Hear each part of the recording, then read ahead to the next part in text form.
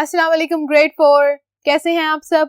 मैं उम्मीद करती हूँ कि आप सब खैरियत से हैं, घर पे रह के इन तमाम वीडियो लेसन्स को देख भी रहे हैं और इनमें दिया गया जितना भी काम है उसको साथ ही साथ सॉल्व कर रहे हैं। My name is Rida Khalid और बच्चों आज हम बात करने वाले हैं step by step English grammar book के lesson number 7 and lesson number 8 के बारे में। तो आइए आज के लेसन को स्टार्ट करते हैं। हाँ जी ग्रेड 4, आज का हमारा जो ये लेसन है वो है लेसन नंबर 7। हम बात करेंगे एडजेक्टिव्स के बारे में। हम सब जानते हैं कि एडजेक्टिव्स क्या होते हैं। एडजेक्टिव्स होते हैं डिस्क्राइबिंग वर्ड्स, यानी कि हमने यहाँ पर अपनी डेफिनेशन के अंदर भी लिखा है कि एडजेक्टिव्स क्या होते हैं। हम इनको पढ़ेंगे और देखेंगे कि आज किस तरह के एडजेक्टिव्स को हम डिस्कस कर रहे हैं। ओके, डेफिनेशन को पढ़ लेते हैं। Words that describe a noun, a person, place और a thing are called adjectives. तो ऐसी चीजें जो किसी पर्सन के नाम को, किसी प्लेस के नाम को या किसी थिंग के नाम को एक्सप्लेन कर रही हैं, डिस्क्राइब कर रहे हैं, बता रहे हैं कि वो कितना अच्छा है, कितना बुरा है, उसके बारे में जितनी भी इंफॉर्मेशन है या डिस्क्रिप्शन है वो हमें जहां से मिल रही है उसको हम कहेंगे एडजेक्टिव। आज बच्चों हमने बात करनी है डिग्रीज ऑफ एडजेक्टिव की, यानी कि कोई चीज कितनी अच्छी है, किससे बुरी है, कंपैरिजन में क्या आ रहा है, या सारों से अच्छी है या सारों से बुरी है। तो इन सारी चीजों को हम देखने के लिए कुछ वर्ड्स का यूज करते हैं। हम उन्हें कह रहे हैं डिग्रीज ऑफ एडजेक्टिव। डिग्रीज मतलब हद, कितनी ज्यादा वो अच्छी है या कितनी ज्यादा वो बुरी है, क्या कंपैरिजन है। तो इसको हम दो बातों से देखते हैं। पहली बात comparative adjectives, number 2 superlative adjectives. अब इनके नामों से आपको पता चल जाना चाहिए। ये जो एक लफ्ज इसमें छुपा हुआ है कंपेयर, यहां लिख दूंगी वर्ड कंपेयर। जब हम दो चीजों को कंपेयर कर रहे हैं तो हम बताएंगे कि ये अच्छी है, ये बुरी है, ये इससे अच्छी है, ऐसे बताते हैं ना। तो इसी तरह हमने कंपेयर करने के लिए जो एडजेक्टिव्स यूज करने हैं उसको हम कहेंगे कंपैरेटिव एडजेक्टिव। इसके बारे में सारी डिटेल हम पढ़ेंगे। उसके बाद सुपरलेटिव एडजेक्टिव्स कौन से होते हैं? जब हम बात कर रहे हैं सुपर की, यानी कि बेस्ट, सबसे अच्छा, किसी से कंपैरिजन नहीं है, ठीक है। तो इस तरह की चीजों की जब हम बात करेंगे तो हम सुपरलेटिव एडजेक्टिव्स को देखेंगे और हम इसकी सारी डिटेल अभी पढ़ते हैं। अच्छा, यहां से स्टार्ट करते हैं। Comparative adjectives compare two things. तो ये बात तो हमें पता है कि कंपैरेटिव एडजेक्टिव्स क्या है, वो दो चीजों को आपस में कंपेयर करेंगे। एग्जाम्पल देखते हैं। Steve is taller than Richard. तो बात हो रही है दो लड़कों की, स्टीव और रिचर्ड की, और बात क्या हो रही है कि एक दूसरे से कितना टॉलर है, लंबा कितना है। तो जो यहाँ पर एडजेक्टिव था, एडजेक्टिव के आगे जो ये ER लगा है ये तो हमने पहले नहीं देखा, इसके बारे में पढ़ेंगे। ER is used after the adjective and word then is written after it। अच्छा जी, ER का वर्ड हम एडजेक्टिव के साथ ऐड कर देते हैं और उसके आगे क्या लिखते हैं? then। और फिर हमारा जो कंपैरेटिव एडजेक्टिव के साथ सेंटेंस है वो पूरा हो जाता है। हम दो लोगों को, दो चीजों को, दो जगहों को कंपेयर कर सकते हैं। जैसे Steve is taller than Richard, Steve Richard से लंबा है। ये बात समझ आ गई। इसी तरह हम दो चीजों को भी कंपेयर कर सकते हैं। अगर मैं कहूं कि I have a blue marker and I have one red marker, तो मैं इन दोनों को कंपेयर करूंगी तो मैं कहूंगी कि blue is better than red. तो जब मैंने बेटर का वर्ड यूज किया है, ER की एडजेक्टिव लगाई है, तो हमें यह पता चल रहा है कि दोनों में से कोई एक अच्छा है और कोई एक पसंद नहीं आया, ठीक है। इसी तरह दो चीजों को कंपेयर करने के लिए हमेशा कंपैरेटिव एडजेक्टिव्स लगाए जाते हैं और इसके साथ हम क्या यूज करते हैं? ER वाले सारे एडजेक्टिव्स। ओके, सुपरलेटिव की तरफ आ जाएं। सुपरलेटिव एडजेक्टिव्स कंपेयर टू 3 और मोर थिंग्स। तो ये बात तो हमें पता चल गई कि जब हमने दो से ज्यादा चीजें यानी 3 या 3 से भी ज्यादा चीजों को कंपेयर करना है तो हम बताते हैं उस टाइम पे कि सुपरलेटिव एडजेक्टिव्स यहाँ कैसे लगाने हैं। एग्जाम्पल्स देखते हैं। Windy is tallest in the class. तो ये जो नाम है विंडी, इसके बारे में बताया जा रहा है कि शी इज द टॉलेस्ट। तो ये EST जो है यहाँ पर, ये भी हमने पहले नहीं देखा। और बात हम कर रहे हैं कि she is tallest in the class. In the class means कि क्लास में जितनी भी लड़कियां हैं वो सबसे लंबी है। तो विंडी का कंपैरिजन किसके साथ है? पूरी क्लास की सारी लड़कियों के साथ। वो 2 तो नहीं है, वो 3 भी नहीं है, वो तो ज्यादा है नंबर्स में, ठीक है। इसी तरह क्या लगाया जाता है? EST is added to the adjectives। Adjectives के साथ हम EST लगा के कंपेयर करके बता देते हैं कि जिस प्लेस, पर्सन और थिंग की हम बात यहाँ कर रहे हैं वो कितनी अच्छी है, कितनी बुरी है, और साथ EST लगाना जरूरी होता है। ये छोटी सी बातें जो मैंने आपको बताई हैं, कुछ इंट्रोडक्शन की बातें, क्या आपको समझ आ गई हैं? ओके, इससे रिलेटेड एक और बात मैं आपको बताने लगी हूँ। Okay, in order to compare the adjectives ending at y, more is used for comparative and most is used for superlative. तो अगर हमें ऐसे कुछ वर्ड्स मिल जाए जो y पे एंड हो रहे हैं, ठीक है, ऐसे एडजेक्टिव्स हैं, तो उनके आगे हमें ये पता है कि हम ER नहीं लगा सकते, EST नहीं लगा सकते, कुछ ऐसे भी जो एडजेक्टिव्स होते हैं ना, तो उनके साथ क्या लगाया जाता है? जब कंपेयर करेंगे तो उस टाइम पे हम यूज करेंगे more।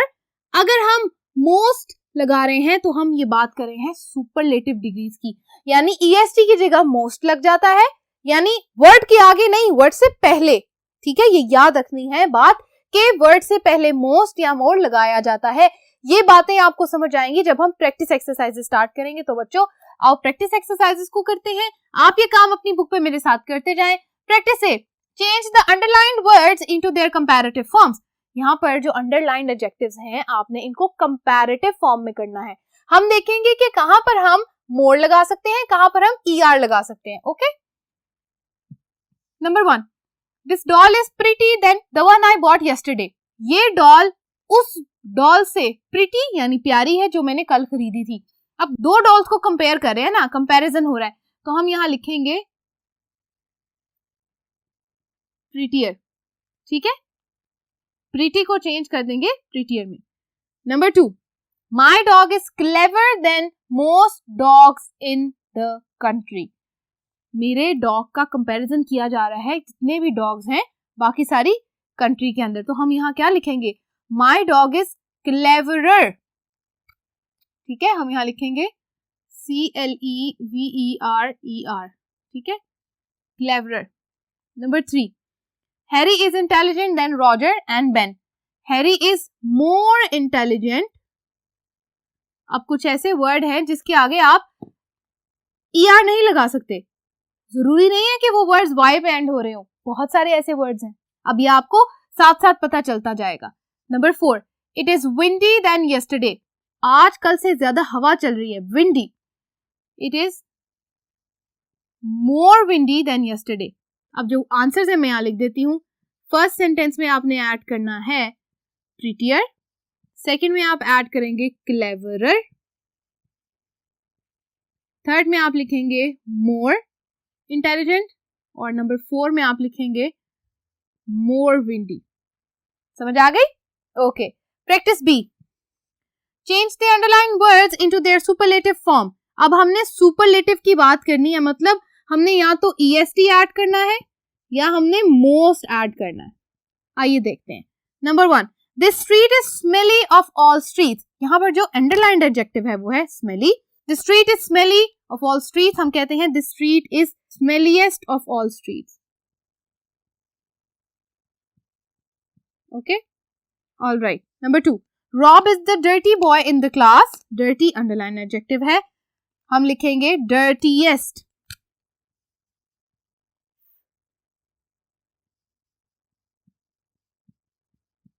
dirtiest boy in the class. Number 3, this is the expensive camera I have bought. This is the most expensive camera I have bought. Number 4, this is a peaceful place I have been to.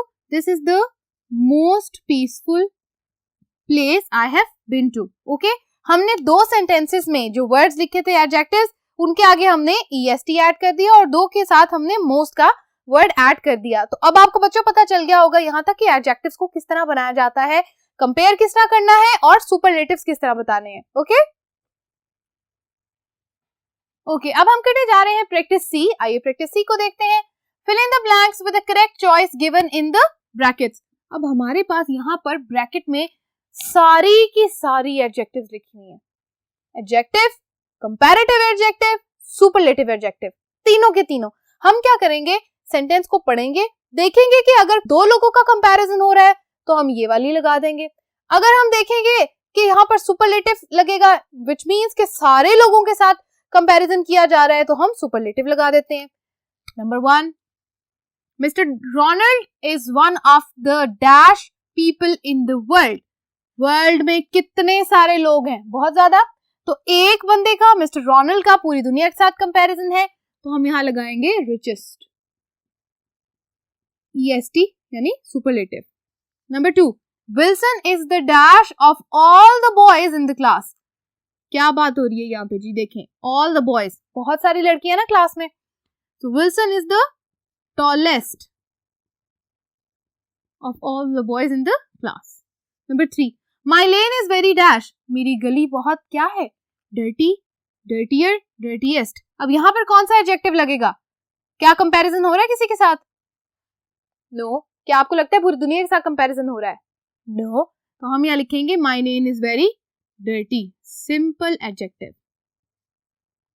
Number 4, my flight arrived dash than हर।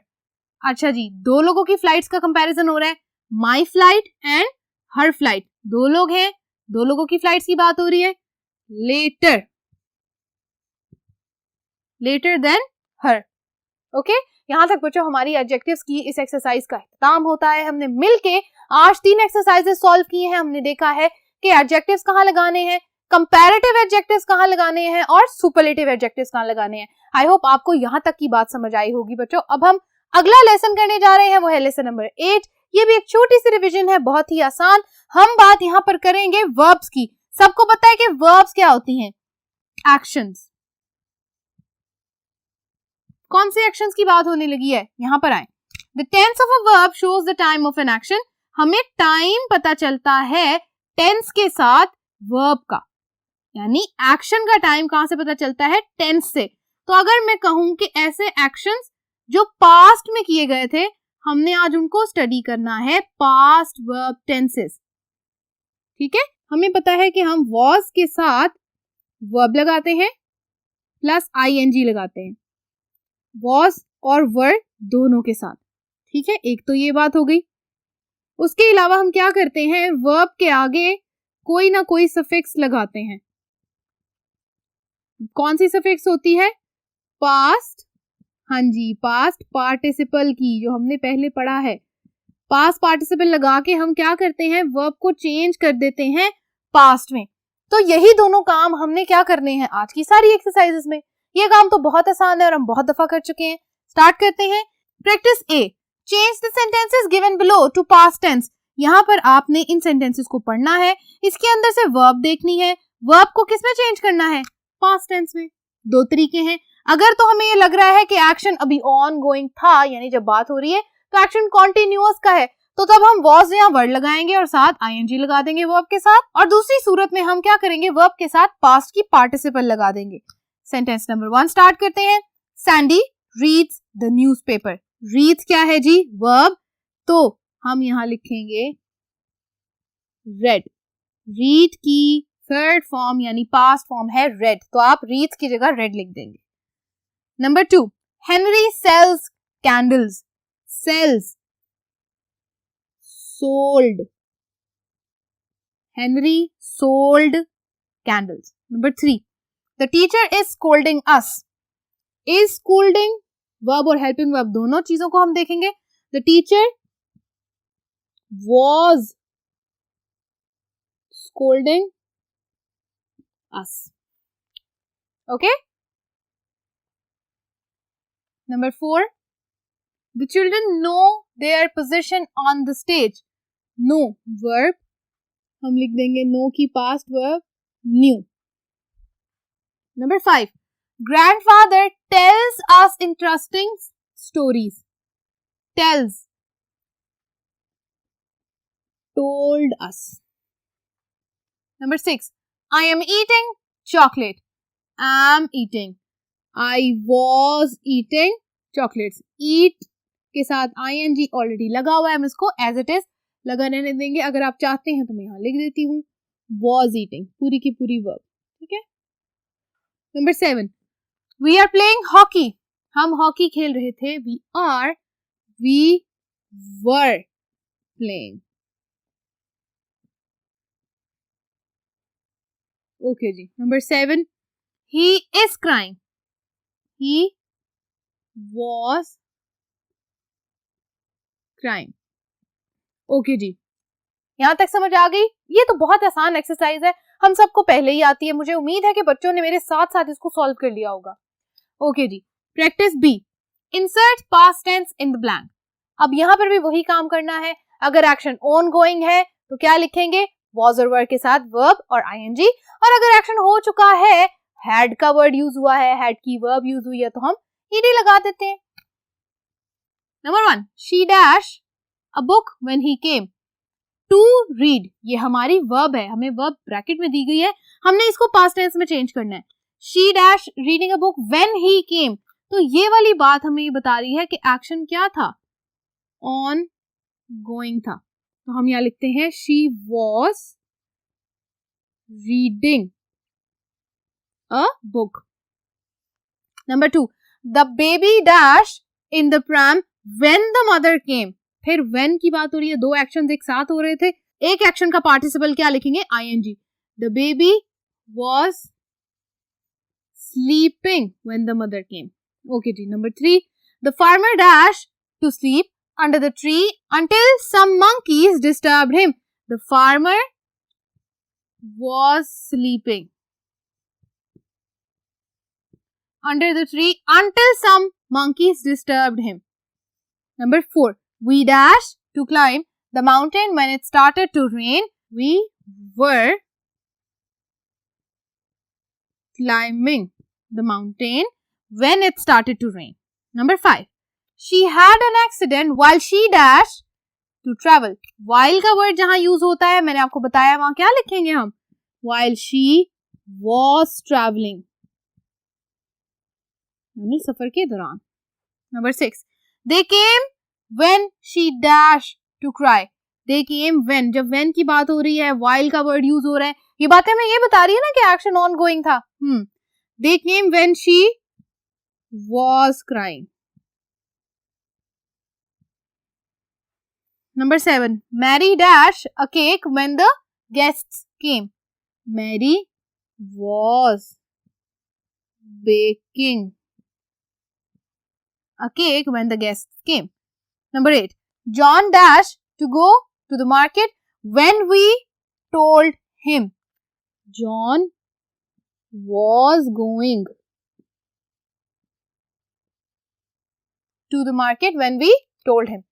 ये बातें आपको समझ आ गई हैं? आज हमने सारी रिवीजन कर ली एडजेक्टिव्स की, और इस लेसन में हमने सारी रिवीजन कर ली है पास्ट के वर्ब की। हमने मिलके आज 2 एक्सरसाइजेस को भी सॉल्व किया है, और मैं उम्मीद करती हूँ कि आपने ये सारा काम अपनी नोटबुक में और बुक्स में मेरे साथ किया होगा।